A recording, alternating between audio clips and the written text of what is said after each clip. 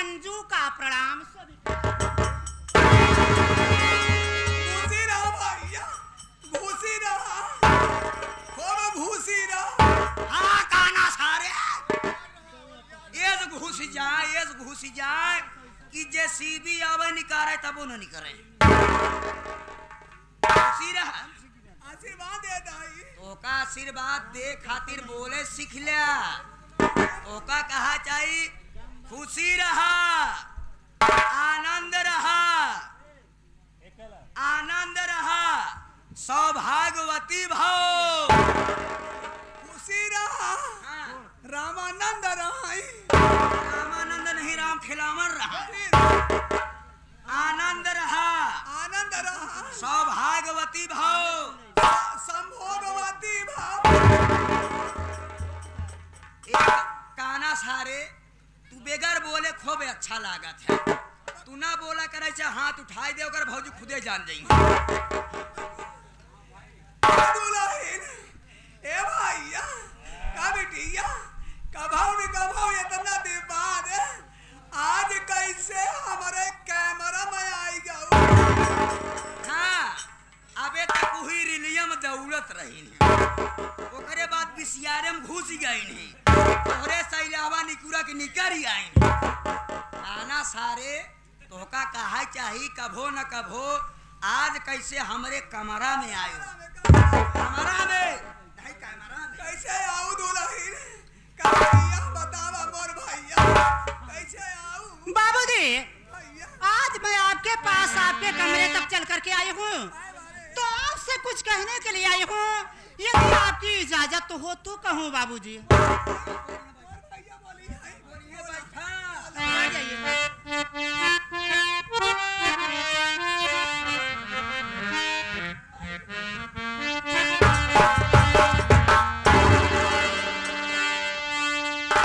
तुम्हारे ललन की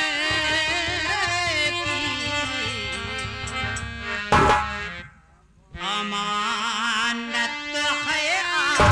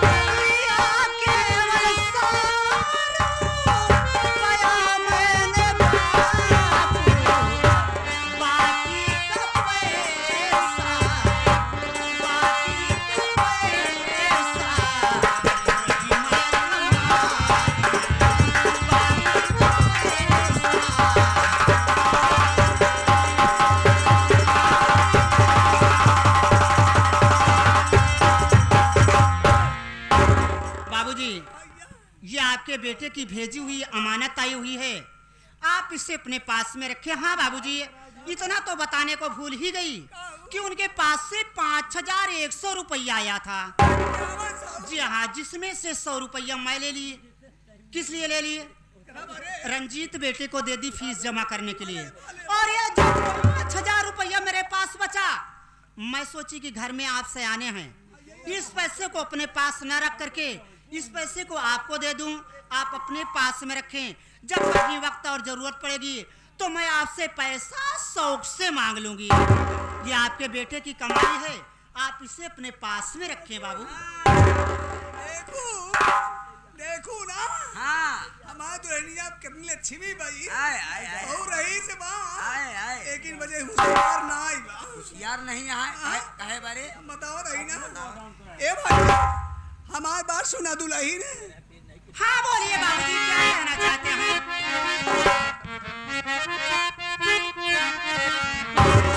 अरे बहू तू नहीं लक्ष्मी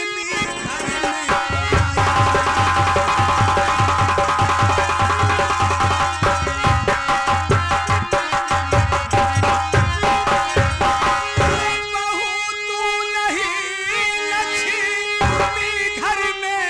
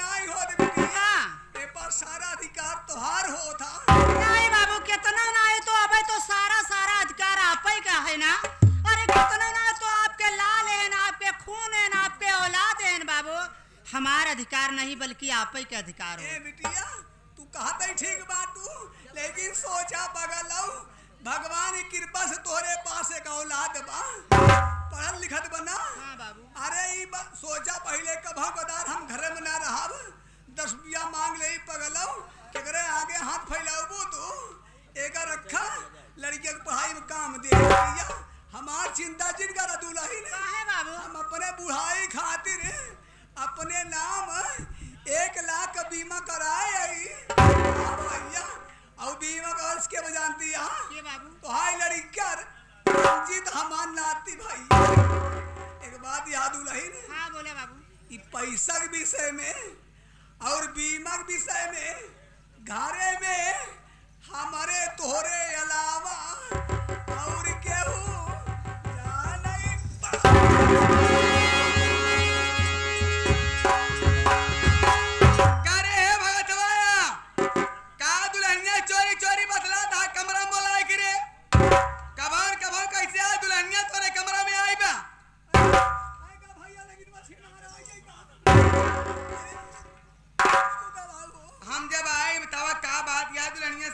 फुसुर बतलाता कुछ नहीं कभो ना आया तोहरे कमरा में पहली बार देखा था ही हम। ऐसा बना गी ना हाँ हमारे लाग रही पियास पियास लगी रही घोराए दुल्हन पानी लेके आई ने हाँ। पिए पानी हाँ। हम कहे लड़का बच्चा है ने अच्छा ही आए हाल चाल पूछ ले आए बिटिया पर तो कई होती तब का वह हाल तब तू आई गया पूछा तब ये हाल चाल हो तो बस और कोई बात ना चला ठीक है तू दुल्हन ने घास समाचार ले ले हां तो तू यार खड़ा हो हम आऊ पूछ ले चला ए दुल्हनिया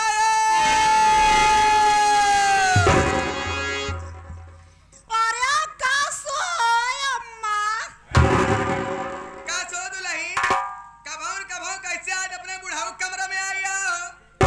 कुछ ना ऐसा कोनो खास बात ना बाटे अम्मा, घरे में बैठे बैठे अकेले जीव बत रहा। हाँ। ये सोचत रहे हे भगवान का बताई बाबू सवेरवा होता हाँ। सीधा दुकानिया पे सही है इनका ना खाए का फिकर ना पानी पिए का ना दतुई ना कुल्ला कौनो से ना नहाए का ना धोवे का। हाँ। अय आप तो जना हमेशा घूमते टहरत रहत हो। हमसे तो मतलब ही ना है कहने घर मतलब से बस ऐसे लोटा में पानी उठाए हां बस झमकी चली आए बाबू के पास। हाँ। देखत है बाबू बैठा बाटे ना वो कहते बाबू तो का खाए पिए के कोनो फिकर रहा था दतुन कुल्ला करे का बस और कोनो ऐसे बात ना बाटे अम्मा। बहुत बढ़िया क्यों दुल्हन ससुर की सेवा करें चाहे बूढ़ा से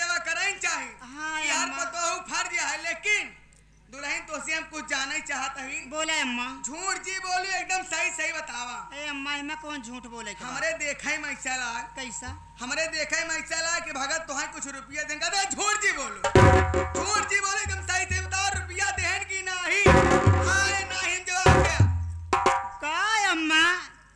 जब देखा तब तोहरे संग के समान रहा था, हमेशा शंका में चूर रहबो। ए बाबू रुपया पैसा दे ही तो का दे ही कि हम का दे ही? तोहे नाही दे ना सही में ऐसा ही में का झूठ है कहत ही है। लेकिन हमरे विश्वास नहीं दुल्हन कैसे विश्वास होई हमें तोरे विश्वास है ना? देखा ही मैं चला कि भगत तोहार रुपया दे लेकिन तू झूठे यार वहां पढ़ावती है। चुप रहा अम्मा, अगर तो का हमारे बात पे विश्वास ना है ना तो हम तोहार कसम खाएगा।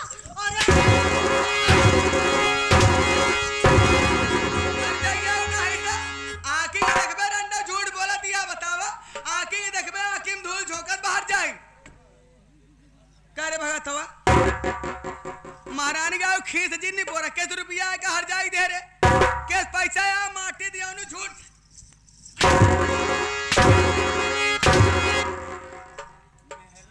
कैसे रुपया दे रे का रंडी के तो से झूठ नहीं बोला काय बिना झूठ बोले रे झूठ हमारा बोले काय बिना बोले झूठ कुछ बात फांसी रही का बात फांसी रही जवान हम नहीं जान सकी देखा रंडी के बता सकत है देखा ना की ना हाँ दुल्हन हमें लगे आई ने हमसे कहने बाबू पैसा आई बा हाँ हमके कहाँ से कितना पैसा कहाँ से आएगा कहने बम्बई से हमके कितना कितना आएगा कहने 5100 कहा के मतलब 5100 रुपया पैसा का होएगा हमके पैसा फिर मांग ले तर से की अरे मांग ले जाए कि घर मालिक तू है की है दुल्हन पैसा दी ने हाँ बताए ले 51 मतलब 5100 रुपया 100 रुपया फिर जब गिने तो 5000 निकल 100 रुपया का होएगा रे गायब रहा 100 रुपया गायब हो गया हमके वो पता गल तो सी बताई ना बताइए हर चल हम पूछल चल हट चल भी जा ते पीछे करे है मन तू हर जाए रंडिया 5000 लिया के अपने बुढ़ाऊ के दाई दे और मैं 100 रुपया का होएगा रे 100 रुपया का वजन भैया गाय रान के बिटिया का के 100 रुपया अरे माँ हां बोल 100 रुपया मैं ले ली माँ। 100 रुपया तय ले ले काहे बिना रे इसलिए ले ली माँ, किस लिए रंजीत बेटे को दे दी फीस जमा कर।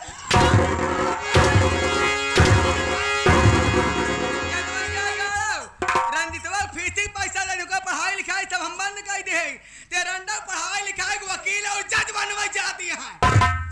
एक बात सुन ले सलकिया हमका पूरा 5100 रुपया चाहिए चाहे 100 रुपया तय मिला के दे चाहे ऐसे हर जाए से मांग के दे अगर हमका 5100 रुपया ना मिला महारानी गाड़ू आज तो हम कुछ न बोला लेकिन इनका रंडा के इनका आज पहनवा दो कि आज पहनवा जाने चाहिए जो अपने मर्जी काम करा थी रंडा करे 100 रुपया ले नदी गाड़ू हम वाला ऐसी रंडी से हमसे पूरा 5100 रुपया चाहिए तो सी मांग देगा एक आधा ही दे अगर काम ना आई हम खुद समझ ही ले हाँ। लेकिन तू पीछे बोलू जी ने पीछे बोलब ना जा हमका पूरा 5100 रुपया वही खड़ी हुई जा बोलू जी ने तैन से मिलना पगला उसे इनका में कब कही दुल्हनिया पैसा खसा के लिए ते मोहब्बत आए खड़ी यहाँ आके छिनार आई बोल खड़ा कही दे ए दुल्हनिया ए भैया या बिटिया ए मौका बा बोले खसा के लिया हम देख लेगी अरे बाबू भाग जाइए से मैं तरक तो कमारत हम खड़े खड़े देखिए ऐसे बता हमसे बर्दाश्त होता ही। अरे बिटिया हमार का बात कर तू का भैया जब बुढ़ाई दाव जवान मेहरारू ली आऊ तो महाराज तो जाबई करब जा हम देख ले जाए हर जाए हुआ ए जनवैया गाड़ा हुआ ए नार के बिटिया ए गया दिन के मारिया जब मिलबो तब तो हर खबर ले 400 रुपया लगे भौजी हो जब मिलबो तब तो हर खबर ले रंडा जाए हमार सास हुआ जाए भौजी जाए रंडा हुआ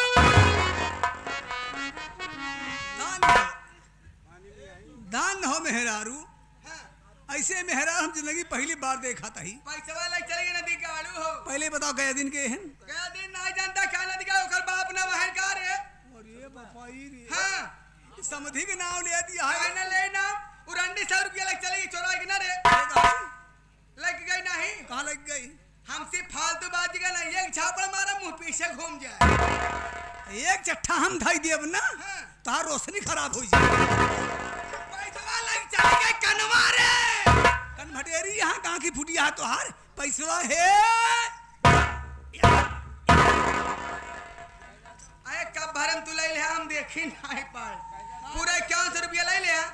ए भगतिया ए करे जा का कहू दुल्हा हो छुआ जी दुल्हा हमका पूरा 51 रुपया दे दे। पूरा हम जाबा इलाहाबाद जाते ही वहाँ प्रयागराज में नहा धो स्नान करब पूजा पाठ करब ओकरे बाद चली जाओ घंटा घर देखा घंटा देखाई घंटा नहीं घंटा घर देखा चली जाओ बिग बाजार में।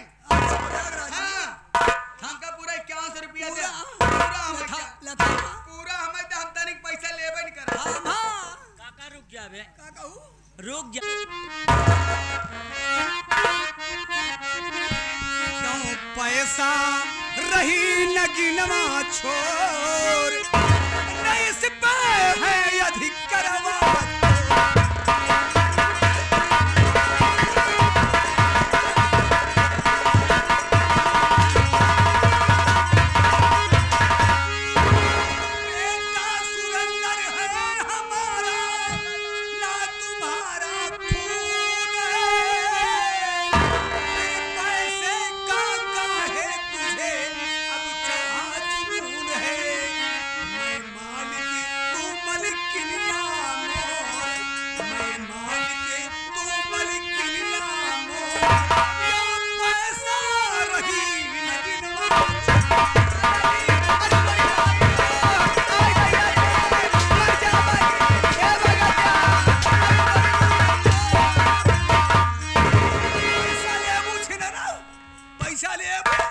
पैसा नहीं तो का हर जाई जाओ देव बाबा जी घंटा ली ए आगे श्रीमानी ने हमारे यहाँ अगर दुल्हन मन से हुआ उपाधिकार तो हां ना आई बा। एकदम सही बात कहे दुल्हनिया को रुपया आए ओकर भतार भेजे बा अरे भतारे को रुपया हमारा अधिकार है ही नहीं बा। तिनका इतना हम फालतू है तो सी लड़ाई झगड़ा ही लागे लेकिन सब केहू जानत है हर मेहरारू का अधिकार अपने मनसेदू के ऊपर होत है। तोहरा रुपया पैसा हमारा अधिकार बा हमका ज्यादा रुपया पैसा ना चाहिए। कितना चाहिए सुना हम बतावत है कितना चाहिए।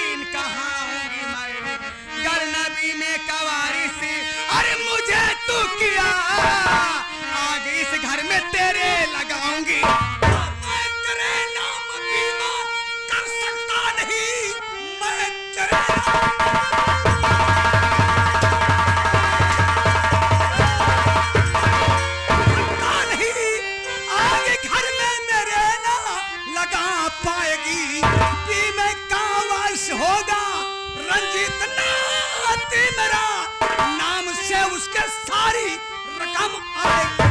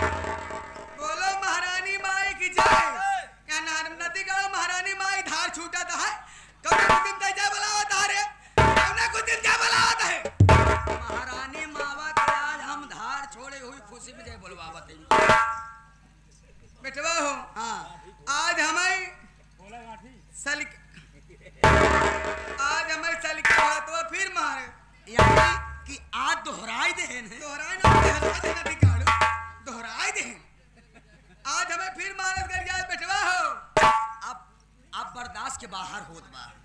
हाँ कब मारे मावा मारे बेटवा ही अंगनइयो हम गिर रहा है मारे ऐसे चिल्लात रहे सब जने बैठा रहे क्यों जने आए ना ऐसे लल्लू यादव जो हम माठ दिया उठा टार पैसा दे के मरवावा तहां भगवान हो जाए जमाए छोड़ जाए दे हम कहा था ही मावा का कहा चाहत मावा हो तू चला घरे हम तो का चाय बना रही। हाँ हाँ गरम गरम तू एक पिया काम करता बेटवा हाँ अगर चाय बनाया था कोई हल्दी डाल देते यही जाल ऐसे बहुत ही दर्द करत बा मावा यही जकड़न बा चला तेल लगा के हम रगड़ देते हैं ना दर्दिया कुछ कम हो जाए। तेल लगा के रगड़ जात की मीच जात रे अरे मीजा ओकरे बार रगड़ देबे रगड़ देना दिखा पंचर भाई है काम रगड़ एक बात सुन ले हाँ। सालिका हमें मारे बा गाली दे बा हाँ। लेकिन हाँ। सालिक राम भगत को कुछ मालूम नहीं है केवल समय का इंतजार कर रही हूँ इस घर में। अच्छा। समय आने में मैं बताऊंगी इसके साथ क्या करना है। हाँ। केवल समय का इंतजार रहेगा जी। समय आने पे तब मैं बदला चुकाऊंगी घर में आराम करूंगी मेरे लिए चाय बनाएगा ठीक।